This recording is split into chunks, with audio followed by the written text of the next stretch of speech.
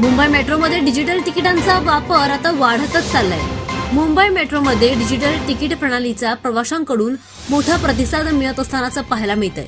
Line 2A आणि 7 वर सुमारे 70% प्रवासी आता ऑनलाईन तिकीट पद्धतीने प्रवास करतायत। रोख व्यवहार आणि कागदी तिकिटांपेक्षा डिजिटल पर्यायांना अधिक पसंती दिली जाते। मोबाईल ॲप आणि QR कोड सोबतच स्मार्ट कार्डच्या माध्यमातून तिकीट बुकिंग मध्ये लक्षणीय वाढ झाली आहे। रांगेत उभं राहण्याची गरज कमी झाल्यामुळे प्रवाशांचा बराचसा वेळ वाचतो। डिजिटल तिकिटामुळे व्यवहार आणि अधिक पारदर्शक आणि सोयीस्कर देखील झाले।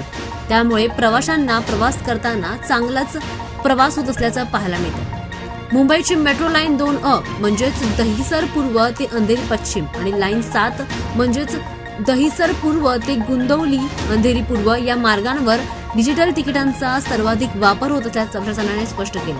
दरम्यान कॅशलेस व्यवहारांची सवय आणि QR आधारित जलप्रवेश होत असल्यामुळे मोबाईल ॲपमधून त्यांचा सुलभ बुकिंग होतं आणि गर्दीच्या वेळी त्यांचा वेळ देखील वाचतो। त्यामुळे या डिजिटल पर्यायांची मागणी दिवसेंदिवस वाढतच चालली आहे। महानगरातील वाढत्या प्रवासी संख्येमुळे आता मेट्रो प्रशासन डिजिटल प्रणाली अधिक मजबूत करण्यावर भर देते। आगामी काळामध्ये आणखी सुविधा, सुधारित तंत्रज्ञान आणि सवलती जाहीर करण्याची शक्यता देखील आता व्यक्त केली जाते।